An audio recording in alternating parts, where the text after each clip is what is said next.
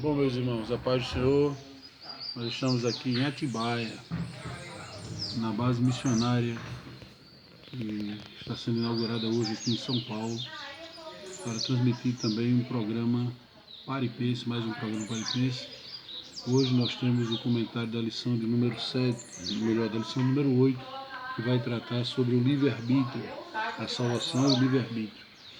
Meus irmãos, esse tema ele é muito propício, até porque nós estamos vivendo tempos difíceis e precisamos entender que a salvação faz parte da nossa... É uma das dádivas que o Senhor tem dado a cada um de nós. O texto áureo da lição vai nos falar qual o homem que teme ao Senhor, ele ensinará o caminho que deve escolher. A verdade prática nos diz: o projeto primário de Deus foi salvar a humanidade. Todavia, de acordo com a soberania, concedeu o livre-arbítrio ao homem. O texto bíblico base está escrito em João, capítulo 3, do versículo 14 ao 21, que vai nos falar muito a respeito do que o Senhor fez. O objetivo principal da nossa lição é o objetivo que diz o seguinte: é explicar o projeto primário de Deus para salvar a humanidade. Contudo, de acordo com a soberania, concedeu o livre-arbítrio ao homem. Esse é o objetivo principal. Os objetivos específicos nós temos: marcar que a eleição bíblica é segundo a presciência divina, discutir a tese bíblica de Armínio a respeito do livre-arbítrio e conhecer a respeito da eleição divina e do livre-arbítrio. Então esses são os temas que nós vamos abordar aqui em rápidas palavras, para que você possa se aprimorar mais um pouco. Antes de eu continuar, irmãos, eu gostaria de convidá-lo a participar também do projeto da Missão Ceifa. Você pode estar pesquisando na internet o Missão Ceifa Pacajus e você vai encontrar o projeto missionário. É uma instituição que tem mais de 10 anos, vai fazer 10 anos agora de existência. Nós temos várias escolas que fazem parte dessa Missão Ceifa. A Missão Ceifa é uma instituição que é composta de pelo menos 7 escolas, entre elas essa que eu estou com a camisa aqui, que é a EMIRCA. Nós também temos as SCANFs, que é as SCANFs, por quê? Porque nós temos SCANF Sertão, SCANF Urbana, SCANF Team e SCANF Kids. E além disso nós temos outras escolas como o CETED, que é uma escola que prepara obreiros para o exercício da atividade na própria igreja. Nós também temos as escolas ED e EMIGRE. A ED é uma escola que trabalha o caráter, principalmente a questão de discipulado e evangelismo. E temos também a EMIGRE, que é uma escola de implantação de igreja. Então, se você tem um projeto, tem um desejo, procure conhecer e você vai saber profundamente. E além desse, nós temos uma outra escola que é Influencine. Influencine é um curso de cinema.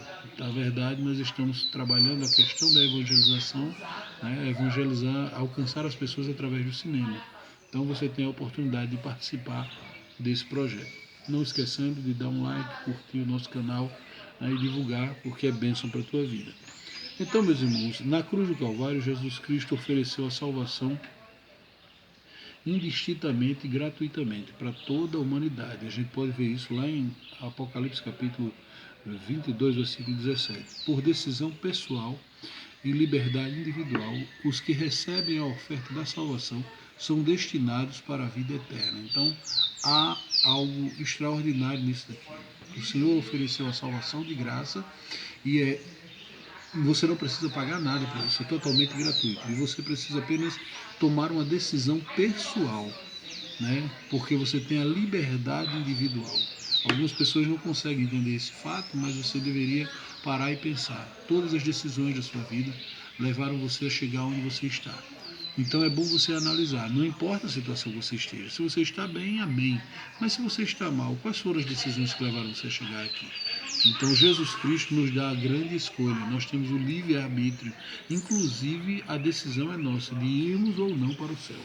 A decisão é completamente sua. Então é bom se ligar nessa parada aí. Meus irmãos, também o primeiro ponto da lição vai tratar sobre a eleição bíblica segundo a presciência divina. Então, eu estou dando uma paradinha porque nós estamos gravando aqui e está vindo uma chuva boa ali. Então, talvez a gente tenha que se levantar daqui Eu não sei, vou só me preparar aqui para isso. A eleição bíblica segundo a presciência divina. A eleição de Israel. A eleição de Israel no Antigo Testamento tem um significado mais específico que no Novo. O exemplo disso é o chamado de Abraão, sua descendência, que mais tarde fariam a nação de Israel. Deus chamou o patriarca e lhe fez uma promessa. Interessante que quando Deus chama Abraão e faz a promessa, ele deixa ele livre para escolher o que ele quer fazer. Ele diz, olha Abraão, sai da tua terra, da tua parentela, para uma terra que eu te mostrarei. Mas quem saiu foi Abraão. Abraão só saiu porque Abraão mesmo tomou a decisão de sair. Não foi algo imposto por Deus. Deus fez um convite a ele e ele aceitou. A eleição para a salvação.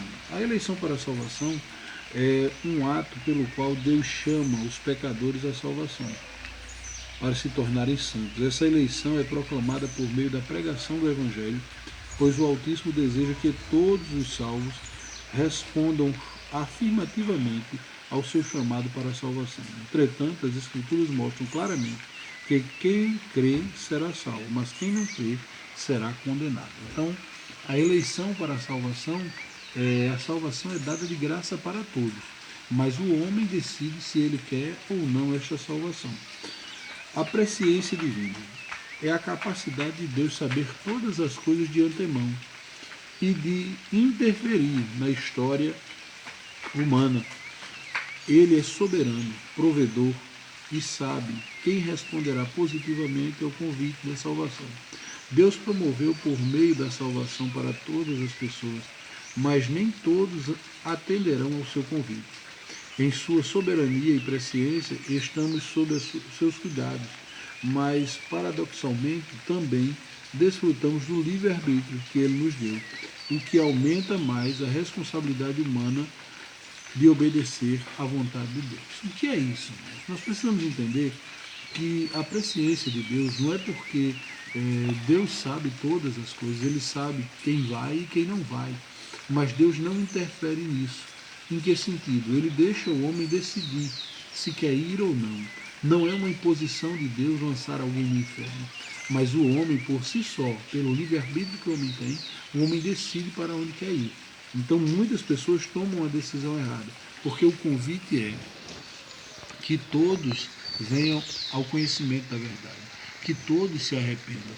A palavra de Deus diz que todo aquele que crê será salvo, mas é necessário crer, é necessário tomar uma atitude. E a parte do crer é uma parte que o homem toma essa decisão, embora que a fé para a salvação é uma fé também que não é meritória, não é algo que o homem faz para poder ter a fé da salvação.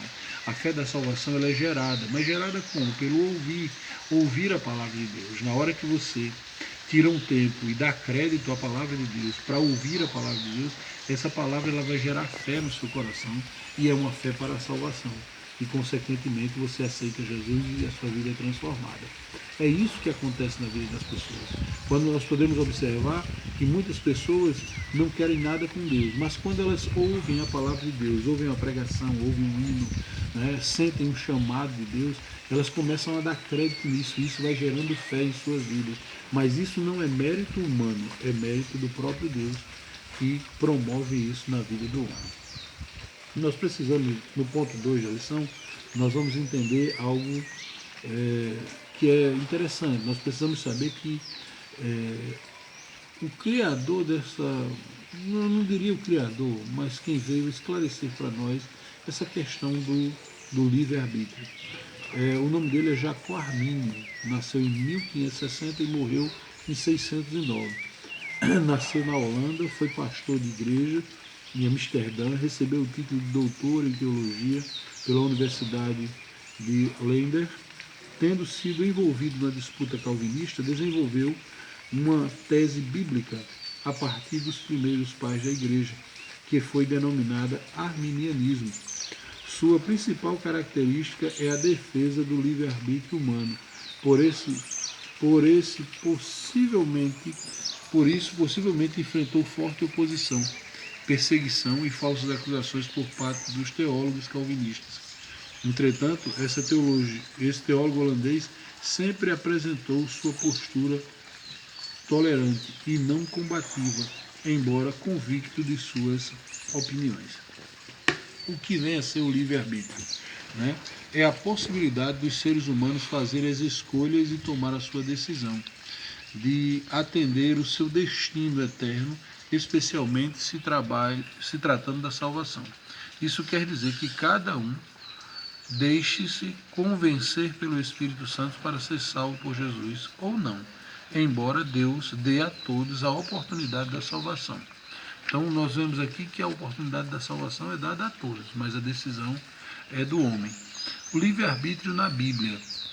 Deus criou a sua imagem e semelhança. A gente vê isso lá em Gênesis capítulo 1, versículo 26, quando Deus formou o homem, a sua imagem e semelhança. Logo, ele naturalmente nasceu livre. Também os seus filhos possuíam a faculdade de escolherem livremente. Por isso, o Criador sempre incentivou a nação a escolher o caminho da vida. Assim, segundo as Escrituras, se em Adão todos são predestinados para a perdição, em Cristo todos são predestinados para a salvação. Porque assim como todos morreram em Adão, assim também todos serão vivificados em Cristo. 1 Coríntios capítulo 15, versículo 22, você vai encontrar mais alguma coisa. Pois, se com a tua boca confessares ao Senhor Jesus, em teu coração creres em Deus, que ressuscitou dos mortos, serás salvo. Então percebemos aqui que o livre-arbítrio é algo que Deus deu ao homem desde a criação do homem. Quando Deus fez o homem à sua imagem e semelhança, Deus também já deu ao homem o livre-arbítrio. A decisão sempre foi do homem, nunca de Deus. É tanto que Deus chega para o homem e diz ao homem: olha, está aí os animais, dê nome. O Senhor pega a mulher quando é feita do barro e entrega a ele, e Adão é quem diz o nome que ela vai ter.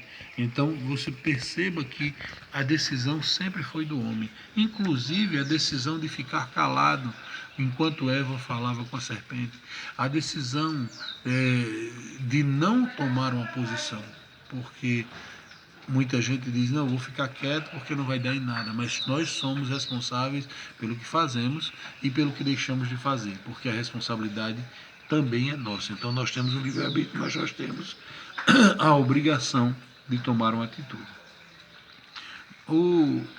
A doutrina arminiana ela tem pelo menos 4 bases. A primeira dela é a seguinte: a predestinação depende da forma que o pecador corresponde ao chamado da salvação. Logo, acha-se fundamentada na presciência divina e não no ato arbitrário de Deus. Segundo, Cristo morreu indistintivamente por toda a humanidade, mas somente serão salvos os que crerem. Terceiro, como o ser humano não tem capacidade de crer, precisa de assistência da graça divina. Quarto, apesar da sua infinidade, a graça pode ser, apesar da sua infinitude, a graça pode ser resistida. Tem uma doutrina que diz que a graça é irresistível, mas na verdade a graça pode ser resistida, porque o homem é que decide se quer ou não aceitar Jesus. Quinto, nem todos os que aceitaram a Cristo perseverarão. Ou seja, nem todos que aceitaram a Cristo, eles estão salvos para sempre. Para ser salvo, tem que permanecer ligado na videira. Se você aceita Jesus e com o passar do tempo começa a desobedecer e mudar de caminho, você automaticamente perde a sua salvação, porque a salvação não é um mérito humano, é sim a graça divina pela fé em Jesus Cristo. Terceiro e último ponto para nós tratarmos, vai tratar a respeito da eleição divina e o livre-arbítrio. A eleição divina. Primeiro, a eleição é uma escolha soberana de Deus, Efésios capítulo 1, versículos 5 e 9, que tem como objetivo de seu amor, a todos os humanos. Não é uma obra que leva em conta o mérito humano, mas que é feita exclusivamente em Cristo. Em Jesus, Deus nos elegeu com propósitos específicos para permanecermos em Cristo, para a santidade, para a liberdade, para a paz, para o sofrimento e para a glória eterna. Então, tudo isso é a eleição divina e o livre-arbítrio. O Senhor nos elegeu para isso, mas nós temos a decisão de querer ou não a vida eterna, de querer ou não ser santos, viver uma vida de santidade. Terceiro ponto, a escolha humana e o fatalismo. A graça comum, que está lá em Romanos capítulo 5, versículo 18, é estendida a todos os seres humanos, abrindo-lhes a oportunidade de crerem no Evangelho, o que descarta a possibilidade da eleição ser uma ação fatalista de Deus. O fatalismo é acontecimento que opera independentemente da nossa vontade e das quais não podemos escapar. Ora, a eleição de Deus não é destinada somente para alguns indivíduos, quando os outros, enquanto outros, por escolhas individuais, por escolhas divinas, não vão para o inferno. Ou seja, o que é que ele quer dizer aqui? O fatalismo diz que Deus escolheu uns para ir para o céu e outros para o inferno. E na verdade não houve essa escolha. Não há essa escolha. A escolha é do homem e não de Deus. Deus dá a oportunidade ao homem. Deus dá dois caminhos ao homem: o caminho da vida e o caminho da morte. E o homem escolhe o caminho que ele quiser. Né? Então aí não existe fatalismo nenhum, mas sim escolha humana. A possibilidade da escolha humana. Há vários textos bíblicos que apontam para o fato do ser humano ser livre para escolher. Todo aquele que nele crê, não pereça, mas tenha vida eterna. João 3,16. O que vem a mim, de maneira nenhuma o lançarei fora. João 6,37. Todo aquele que invocar o nome do Senhor será salvo. Romanos 10,13. Uma das coisas mais belas da palavra de Deus é que, embora o Altíssimo seja soberano, ele não criou os seus filhos robôs, autômatos milimetricamente controlados. Nosso Deus deseja que todo ser humano seja espontâneo e livremente ame a todas as pessoas de coração. Então o desejo de Deus é esse, é que um homem ame a todos de coração e que não tem o homem tem o direito de escolher o que ele vai querer para si. O Evangelho é um presente oferecido a todos os homens, independente dos méritos pessoais. Por isso o Senhor convida: vinde a mim todos os que estáis cansados e oprimidos, eu vos aliviarei. Os que aceitaram esse convite estão predestinados a serem conforme a imagem do seu Filho, Jesus Cristo. Deus deseja que todo ser humano seja salvo. Portanto, meus irmãos, esse é o comentário da lição, em rápidas palavras, para que você entenda. Eu quero deixar claro para você que você precisa compreender que a salvação não é mérito humano, mas sim uma obra exclusivamente divina. Foi o Senhor quem nos escolheu, foi o Senhor quem nos salvou, foi o Senhor quem nos remiu, foi o Senhor quem nos tirou do lamaçal do pecado, foi o Senhor quem nos sustentou. Tudo que nós temos hoje com relação à salvação foi Deus que fez. Porque ao homem estava somente reservado o destino eterno da morte. Porque a Bíblia diz que todos pecaram e destituídos estão da glória de Deus. Não teríamos como voltar a Deus, porque o abismo em que entramos pelo pecado é muito fundo. Somente a corda da graça para nos alcançar, e o Senhor nos alcançou e tem nos resgatado desse lugar. Por quê? Pela fé que nós temos em Jesus Cristo. E você pode me perguntar: e como é que eu faço para ter fé? Leia a palavra de Deus. A Bíblia Sagrada gera fé nos nossos corações. Ouça os hinos, ouça a palavra de Deus, pratique, viva uma vida santa e certamente o Senhor será contigo. Que Deus os abençoe em Cristo Jesus. Amém.